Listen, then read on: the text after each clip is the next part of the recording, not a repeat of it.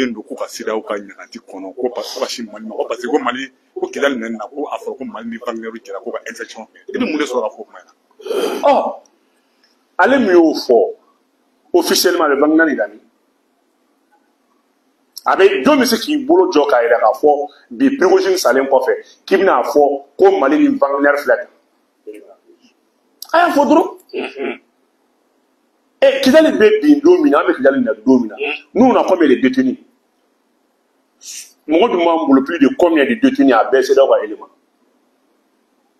ou bien CEDEAO ka réclamé kɛ Tchadien ka contingent kun ye mɔgɔ joli 2200 éléments joli bɔra 400 et quelques de bɔra kuma a tɔ bɛ min où sont les 1800 les 1800 éléments bɛ min a y'a fɔ dɔrɔn ko koro banga t'a tɛgɛ la ko suɲɛ minnu bɛ yen k'u ka poignée k'a d'i ma.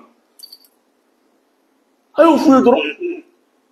Donc même une fois k'a fɔ an balimakɛ ye min bɔra ka kuma k'a fɔ a ye ko CEDEAO tɛ se CEDEAO devait plutôt féliciter le Mali. CEDEAO ka mission dolu kun yan MINUSMA kɔnɔna la min ma se ka Kidali libérer. Mais ala barika la armée Mali a libéré avec un budget de 430 milliards de francs CFA. Mali ka armée ka budget o de. Voilà. An ka budget fitini an sera k'o kɛ. Pour ka politicien dabalalen bɛ ko ka taa élection de la parce que u yɛrɛ waati dɔ la mɔgɔ yɛrɛ tun b'a la ko jamana bɛ insécurité bɛ ka bon an bɛ ka essayer ka jamana fan bɛɛ récupérer ka kan tɛ mais kun jumɛn na u b'a la ko an ka taa élection la an ka taa élection. Bon ne m'o mɛn politicien da o. Politicien caman b'a la. Ayi ne b'a ɲini min kɔ. Politicien activiste ne kan t'olu ma dɛ ne ka mɛn politicien kalamaw de. Politicien partibaw bɛ yen. Activiste fana politicien. Politicien activiste ninnu kɛ a n'u bɛ bɔ Pɔtɛnkɔrɔ mɔgɔ si tɛ ka parti la n'a kelen tɛ. Non ne t'olu jaabi. Politicien kalalama si ma élection kuma fiyewu. A fɔ n ye dɔrɔn. Ne b'a kuma ne bɛ ka question poser kun. E ye parti ba jumɛn ADEMA RPM ka taa bila ADP Maliba ninnu URD e ye élection kuma min da. A fɔra k'u b'a la ka ɲɔgɔn recruter. Non a fɔra k'o to yen sa e ye élection kuma min da. Parce que eux se respectent. Mais cɛ ye kuma dɔ fɔ ka intervention kɔnɔ n b'a jaabi. Ko ouais ko CEDEAO ka médiation bila dɔ bila ka pour que an ka kuma élection kɔnɔ. Mais CEDEAO ka conclusion kɔnɔ. CEDEAO a déjà délégué. CEDEAO ye commission ko président dɔw délégué min kan ka kuma Assimi fɛ. Élection kuma bɛ kɛ waati min na k'u fɔ. Mais u tɛ tɛgɛ kala de o. Ko ten nɔ k'an ka dialogue kuma ɲɔgɔnya ka faciliter. U tɛ tɛgɛ kala de sinon la CEDEAO a déjà fait ça. CEDEAO ka na kuma an fɛ an kana bɔ CEDEAO la an kana nin kɛ maa si ma fɔ CEDEAO k'an bɛ bɔ a la an bɛ bɔ UEMOA de la an bɛ bɔ an b'an ka wari de créer an bɛ bɔ CEDEAO la o fana ye décision wɛrɛ de an ma kuma quoi mais fɛn bɛ en ceux là fɛn bɛ sen na n'o tiɲɛlen don ni nɔgɔ t'o la o de y'an b'an ka wari créer mais o de ye problème o problème wɛrɛ ye o ma Gana bɛ CEDEAO la Gana ka wari t'a bolo Niger bɛ CEDEAO la Niger ka wari t'a bolo mais ne ko an b'a créer kuma an ye mun de kɛ. O ma CEDEAO la an tɛ se ka jɛ ka to i ka wari créer dama o tɛ kɛ yan jago de don an ka se ka wari kɛ kelen ye on n'a pas les mêmes ressources dɔ bɛ balo a ka sanu na dɔ bɛ balo a ka kɔgɔji la n'u ko n'aw ka bɛ fara ɲɔgɔn kan n'a y'a ka fɔ ka nafa t'a la a tɛ fara. A bɛ fara ouais. Donc il faut un espace économique je suis d'accord. UEMOA an bɛ se ka bɔ UEMOA la n'a ko CEDEAO a banna an bɛ to CEDEAO la mais an bɛ bɔ UEMOA de la mais pourquoi a b'an tɔɔrɔ mun na. A b'an tɔɔrɔ mun na an ka dette extérieure ye joli 3000 milliards Côte-d'Ivoire ye 20 000 milliards de Sénégal bɛ da o kan masse monétaire la olu bɛ ɲɛfɛ CFA binna CFA wuli an ka mun de b'a la a binna CFA sara CFA wuli an ka mun de b'a la 3000 milliards sarali ye mun ye même au bout de 5 ans an bɛ se k'o racheter k'o sara a ma ban. Ok aya Bubu o b'a to an bɛna MINUSMA ka retrait la. MINUSMA an y'a ye k'a fɔ ka bureau bɛɛ Bamakɔ kɔnɔ o datugura kunun. Or a kun fɔra don min na Mali autorité kun b'a fɔ k'a fɔ ko MINUSMA bɛ taa k'u ko délai bɛ respecté est ce que nin tɛ bi mɔgɔ minnu b'a la k'a fɔ ko Mali autorité kun tɛ se nin tɛ bi mɔgɔ ka tiɲɛ d'u ma wa. Cɛ ma kale ko bilayi wa lezi fɛn fila manani a ma fɔ ko ni MINUSMA taara k'a bɛ fɛn k'a bɛ politique haramu wa. A y'a fɔ. A ma fɔ wa. A y'a fɔ. Ne y'o de fɔ. A tɛ kafara. Kafara jɔ. Kafara ye mun ye. Kafara k'i kali ka tila k'i kafara bɔ n'o don o kuma na nafa jumɛn bɛ kali la. Bon ni mi ko ndo ko conseil la e mali au conseil ku dina boy billahi ko ndo ko mali tine kuma la si ala ya allah ilahi akona e kalini ba ko digere iman ni ko du ko conseil la o di ake ngo billahi foro ne ya fina abamako gine ku me sun ko mali suna ko bar ku me sun ko mali suna ire du be ku me sun ko mali suna mali ku référence de islamial tiens be ku me sel ko mali silla mais depuis nous na do au conseil là et si ba kala ma kalo rete bo ble fonu sungulo ba fo ni jo ni ala te fitnama aw me boka na kalo ya be marfa ti sanfé ala ko me kalo bo o ha so billahi para me ko la mais kabri ni mo façon nous dona au conseil là et si ba kala ma kalo rete bo tu ni clé sabate kalo ko be kara bangani fe dala ka on te patou oh ministre kan fermer ko le 11 ministre m'a confirmé pour le 11. Depuis qu'il a le minéral, est-ce qu'il y a un ministre qui a dit on ne peut pas venir. Voyez de ce qu'on peut conduire qu'il a dit. Ministre a mission Bekou. 7300 milliards. Ministre a budget de nous en 13 ans. Et va le cas de Bekou qu'il a dit. Après, qu'il a dit qu'il a dit. Mais quand il a dit la ministre quand ça va déplacer dans le voilà. À la maman, il a dit. Bon, quand il va la quand lui quand deuxième. Vous savez, oui, ça c'est le niveau top. Moi, on y a formé, vous avez c'est un gros camp de l'aménagement. Mais à Blalaye, parce qu'il a une alakaba. Donc, Mangateo, Mangabe peut continuer qu'il a le. Il m'a ministre Mata, voilà ça. Ah, ministre Meta, Antirata, ministre Yipangata, ministre Kunakoui qui a le ministre Tato. Ou alors, voir la ministre de à la table, on a vraiment voulu là. Ministre on t'a dit que Koba de Koué follow depuis que dans le ministre de la salle de Bakala. Vous n'avez pas dû le fermer avant Bamako. Il y a 2 passes. Ils ont fermé 2 passes avant Bamako. Vous avez Bamako Blakou le 11 donc voilà Kalama. Ils ont percé. Allez vous faire confier là. Ou un ministre de bois avant le 31 parce que là ministre qu'on a qui a dit. Ou qu'un mercenaire pour nous dire le Sakabo. C'est fini. Parce que Mali va taou fait dit. On a fait un Mali va taou on a fait un Mali va taou. Kunu wa konte jankane o ye u ga ben et quelques véhicules de terrorisme mo mali taram no la kanane u bo ye fato di ka ku yere bla misga la ga mobile terrorisme mo watane mais mai mobile di kuma mina terrorisme ku ga mobile pour ya signaler ani pour na mobile te pop u to mobile gana ke masra mo aba kalama problème de boulot billahi c'est une monnaie de rapidement les terroristes. Donnez pour qu'il pour ce genre, c'est véhicule job. Un véhicule qui est dans nos titres pour job. Le contingent canadien, nous nous marquons là. Parce que vous pouvez Mouloudou, on est farabou de attaquer.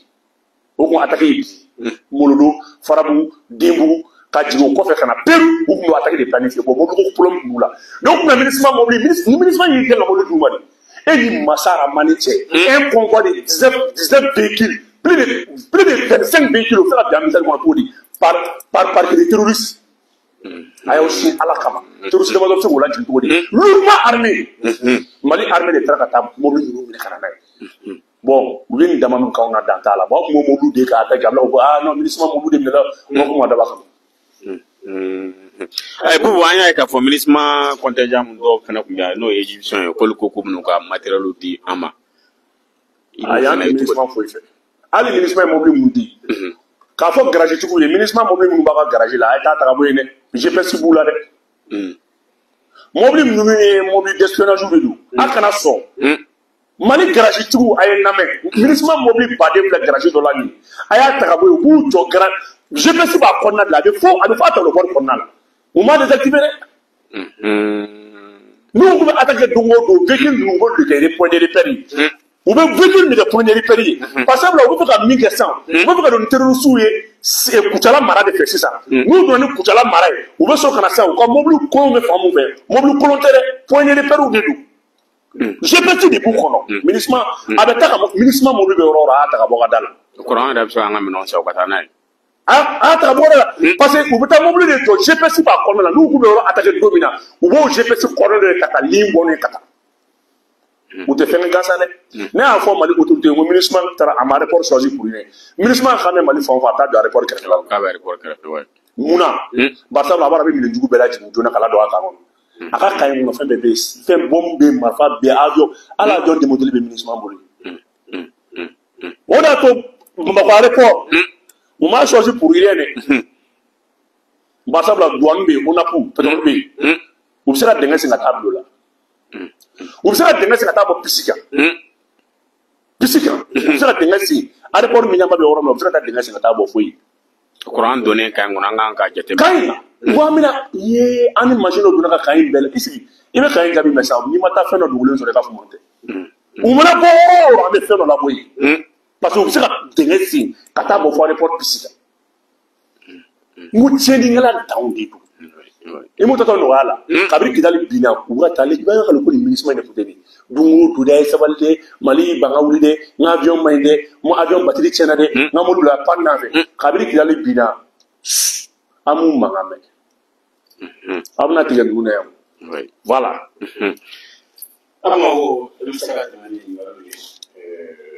Ok, Boubou, on va tout, Amgo, ministre Maronon. Ministre Maronon, on a décidé d'avoir une question à la se poser. Oui, bien, un ministre de l'énergie qui a communiqué. Au bout, il a communiqué mal, il a communiqué. Il a communiqué sur la communiqué comme ça. Oh, Ironman. Communiqué Ironman. Communiqué là parce qu'avec un faux avec un fin de mail. Hey, n'a eu communiqué parti ni mais. Elle est réservée, elle a bien tout. Quand mais justice comme coloca mais quand mais les autres ça va faire là c'est pendant les devoirs de réserve observé par le ministre depuis sa communication d'octobre 2023 découle de son engagement sans relâche à accompagner l'EDEM-SA dans son processus de redressement à travers la mise en place d'une gouvernance saine et favoriser une stabilisation de la fourniture d'électricité de la population malienne. Un processus qui connaît beaucoup de difficultés à cause de certains facteurs aussi bien endogènes qu'exogènes. Je tiens à rassurer que, forte du soutien et de l'accompagnement des plus hautes autorités du pays, ainsi que les témoignages de soutien des millions de Maliens et de Maliennes, le ministre reste plus engagé que jamais pour conduire jusqu'au bout sa mission de redressement et d'instauration d'une gouvernance vertueuse à l'EDEM.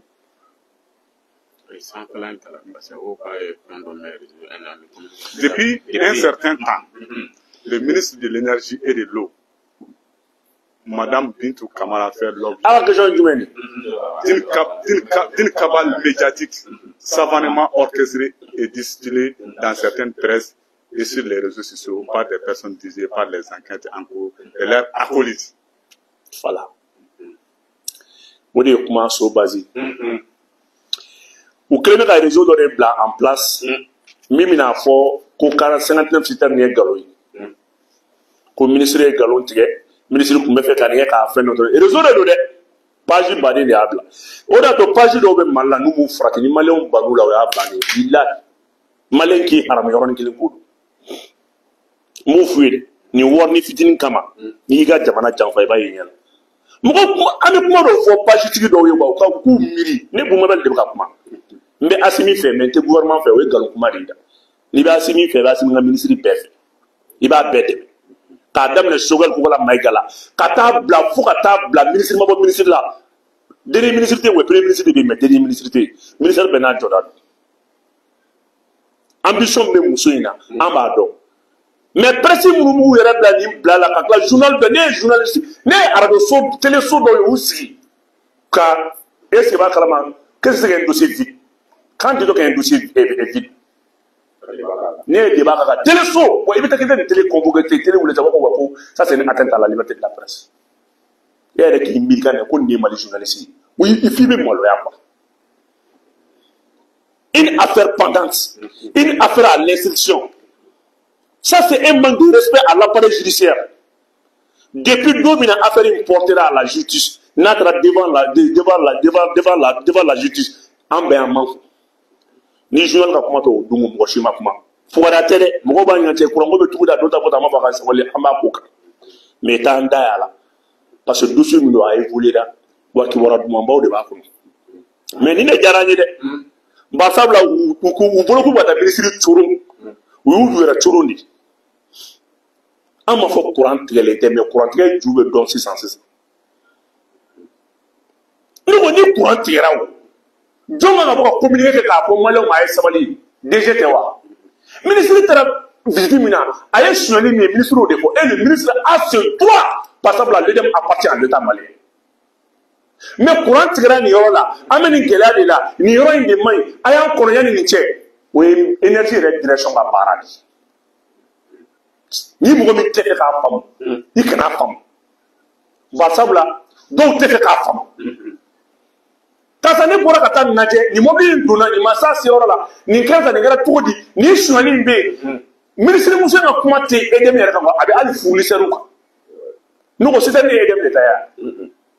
Ni moi, oui, à l'énergie, mon dos à pourtant, mais que le poids de nous, 45 d'amis, ça appartient à qui? Ça ne peut pas aller bien. Mon fournisseur n'a pas parlé. Le ministre a ses droits. Maintenant, pour le coup de fois, le ministre est en malo, mais comme le malais mourouga s'adibile la tout. Malais mourouga, doumo, nous sommes pas nous banane d'aller donc opération suspendue, donc on a opéré avec 40 semaines de opération. Oh, bon, malais nous marque tout. Et vous voyez, la cour de sa voix de la ministre de Moussa, il le ministre de Guerre, on a déjà dit de guerre. Il y a un ministre de Guerre, qui dit car il est au de Anga Tchèque. Mais ministre de Guerre, au thème de Chika Tchèque. Donc, les mêmes fois, il y aura là. Courant quand a tiré là, ni de là, il y aura mon là. Aya Mouga ni doche, ou énergie direction à paradis.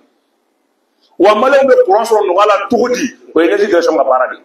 Ministre de Danka Fo, nous avons allé, gasoil Duna, Ninganga Dou, Barkame Mouanga dit à Baraka à l'Emoufo.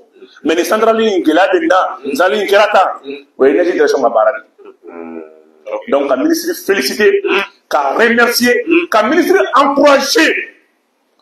Wakafo malin paye. Pourquoi est-ce que tu as dit?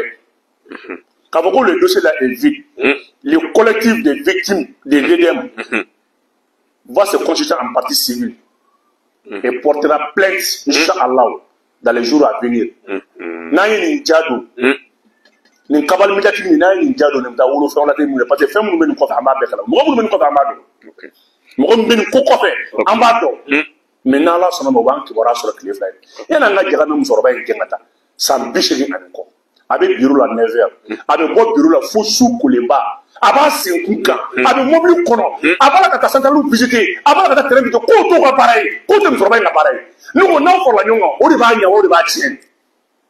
Moussa. Quand ça va les barraquer. À ta barraquer. On connaît une barraque. N'est à Kenya Fara Nyonga. N'est pas Kenya. On est quand même au démani. Ayake Massara Mani comme un chien. Et ma barre de quai, doit y et on va barater. Bon, à la barre de quai, et une barre de quai avec les gaffes. Nous, on a des tiers. Avec des malins, avec oui, qui a des malins d'Ala. Sur les mains de la ministre des Fonds à ta forme de Joe. Mais les ministres vont vous le dire. C'est un nouveau métabli, c'est un nouveau mégador. Les ministres vont visiter dans les centrales, à Medon. Allez, vous féliciter comme ça. Fɛn bɛɛ bɛ kɛ dɛ n cɛ dɛ karisa da ka bon dɛ basa bɛ e cɛ bɛ ka balo Asimi ye o tile ye mɔgɔw bila ka an ka tigɛ kɔntiw kan EDM na an t'o fɔ Asimi yan kadiri minnu bɛ yen u ka kɔntiw taara inspection taara kɛ an t'o fɔ Asimi yan an m'o fɔ donc l'inspection s'est fait à plusieurs niveaux. Dossier ka jan pani na. Dossier ka jan. An yɛrɛ bɛ ɲini yɛrɛ fana fɛ an bɛ se ka dossier in kɔni ka kuma jɔ de waati la fɔlɔ comme a bɛ justice ka baara. Non, ne da foyi tɛ dossier in na. J'ai juste répondu un journal. Ne bɛ date dossier in na dɛ. Ne ye maliyɛnw na rassuré de u ka wari taara yɔrɔ min na u bɛ ye. Ne ye maliyɛnw na rassuré de u ka bila u kun na vraiment il y aura pas d'impunité. Il y aura des sanctions sévères. Oui, mais quand on dossier de la même là. Donc, ni mon qui n'a ministre n'a gauche, ni des bois qui diable. Ça va les signer ni boire ni bois. Ni que va assigner fait, il va malgré fait, ni que va assigner fait, il va premier ministre il va donner chocolat pour la maïga fait, ni que va assigner fait, il va malgré fait, ni que va assigner fait, mais jamais DG fait, ni que va assigner fait, il va sur quoi n'y fait, ni que va assigner fait, il va malgré gendarme ou malgré police ou fait. C'est qui s'y a mené fait une fait tout à tout va dire la oui. Américain on fait déjà pour y aller. Bon, il n'est pas de nous là, ni même pour la commande au qui est bien de vol. Il va qu'il était. En bas, tu n'y fait. Voilà. Ok, Bobo, ambeta in labana, amen labana, no, Burkina Presa, akon boraka adressé à Kajamana Dona, ani Kiamala. Oh, Moko ni video nye, a kero, ani Makamun Bako Nana, Moka Jatimina Taroka. If c'est que for président ka famela, ani ye Jatimina Munke, akani Polina. Mais, Burkina, ani Niger, ani Malien, nous mandons mou befo. Parce que la Burkina est cotisation noble, Jamana Dona cotisé à l'armée. Niger fana bɛ kɛ ka fɔnɔ bila k'u ka transition dɛmɛ Mali yɛrɛ fana ɲɛmɔgɔ caman bɛ ka ani Mali bolona mɔgɔ caman bɛ ka kumati dɔ kun dayɛlɛ la anw fɛ yan ou bien il y a même kuma de fɔ donc Burkina fana alhamdulilayi Mali fana mɔgɔw baɲumankɛw bɛ ka wuli k'u se Ibrahim ye discours kalan cogo min na a bɛ guerre de ko fɔ a bɛ kɛlɛ de ko fɔ k'a yɛrɛ ka fɔ an t'an sago la an bɛ kɛlɛ de la an bɛ kɛlɛ de la ni mɔgɔ ma hakili b'a la Domina, Irak be wuli, États-Unis wuli ka taa Irak bombarder. La presse américaine a kun wuli ka bɛ fɛn dɔw fɔ. George Bush ye mun yir'u la, a y'a yir'u la k'a fɔ Amérique bɛ ka taa bi Irak kan aw ka intérêt kama. Et on ne vous permet pas. N'i y'a mɛn i ye presse mo dɔ de bɛ ka taa sa i kama. Dɔ de bɛ ka taa sa i kama. N'i y'a ye i b'i sigi studio kɔnɔ k'i bɛ kuma, dɔ de cɛsirilen don. Donc Ibrahim ye discours mun kalan avec kɛlɛ de ko fɔ. A y'a yira k'a fɔ vraiment il est chef de troupe, a y'a yira k'a fɔ il est commandant en chef, a y'a yira k'a fɔ il est le chef suprême des armées, a y'i jɔ a ka troupe ɲɛma k'a ka discours kalan, discours b'a yira k'a fɔ Burkina est engagé pour la libération, Burkina est engagé pour son honneur, Burkina est engagé pour sa souveraineté, et nul ne peut contre ça, ça c'est déjà fait. Discours ni tɛna da don a bɛɛ la parce que vraiment. Mais Bobo, an ye jateminɛ min kɛ fɛnɛ a ka jamana kɔnɔna na activiste ou bien chroniqueur minnu wulila ka jamana lagosi ou bien ka sɔrɔdasiw lagosi a y'o caman bila ka taa front na e bɛ se ka jumɛn fɔ o la. Mais n ko Mali de la i bɛ jeunes sen fila bolokɛnɛ sigilen ko élection ni Mali tɛ i bɛ nin min sɔrɔdasi dɔw bɛ sɔrɔdasiw bɛ kungo kɔnɔ kuma min na u b'a la ka jugu ɲini dɔw sigilen bɛ Bamakɔ plateau sanfɛ ni karamati ni jani b'a disi la ko élection. Mais n'a soja tɛ ka lakali min mana dɛsɛ kelen sɔrɔ k'i sigi plateau ɲɛma b'i sigi a bɛ élection kɔrɔ fɔ mɔgɔ ye u tɛ élection yɛrɛ dɔn élection yɛrɛ ye fɛn min ye u t'a dɔn a dɔw ma deli Seba Kalama ka ɲamana tɛmɛ kuma tɛ segu ma u tɛ foyi dɔn insécurité la donc Ibrahim y'a kɛ cogo min na ni Mali kun y'a kɛ ça sɔrɔ bilayi Mali activiste dɔw kun kɛra colonel armée la parce que u kun bɛ cɛ kabini ko in daminɛ u kun bɛ cɛ ka taa n'u ye front na. C'est mɔgɔ caman y'i servi Mali ka mɔgɔ caman ye Mali ka leçon de ye quoi mɔgɔ caman y'i servi Mali ka imperfection de la ani Mali ka défense de la Mali ma se ka min kɛ mɔgɔ caman y'o de jateminɛ k'o corriger joona quoi o de ka transition caman bɛ yen olu se ka wo dɔw combler parce que Mali kɔn ka daminɛ ni nin de parce que Assimi bɛ ka taa k'a bɛ démocratie ni transition don ɲɔgɔn na a tɛ ɲɛ a bolo ayi non transition foyi ni démocratie tɛ ɲɛ non a tɛ ɲɛ a ye na de an bɛɛ kɛ kelen na hali ni Assimi micro ta ka Bilali ka buru fiyɛ ka dɔw wele o tɛ na parce que olu ka laɲini Ala kana ɲɛ i bolo. Politicien bala ko de ko gouvernement d'union ka o tɛ sigi yan mɔgɔ si tɛ bɔ n'an ka secret ka taa di RFI ni France ma. Cheikh Daniel kabiri an ye bɛɛ kan ka bɔ Cheikh Daniel kelen Bobo yan. Awɔ a ka fɛn kɔni. Cheikh Daniel kɛra Bobo ye o. Mɔgɔ ko Cheikh Daniel de fɛn la tɛ fɛn dɔn ye. Mali yɛrɛ gouvernement c'est vrai an ka ministre yɛrɛ de tun bɛ kun an ka ministre dɔw de tun bɛ kibaruya ta k'a di Cheikh Daniel ma. Cheikh Daniel tɛ foyi dɔn journalisme na an yɛrɛ ka journaliste dɔw de tun bɛ an ka gouvernement n'an ka ministre de tun bɛ bɔ ni kibaruya ye k'a d'a ma. Parce que le complexe, parce que vous avez le peut-être de France presse là. Au drone. Voilà. Ok, bon, on va mettre bi tabla ya. Folimina. On va en voir.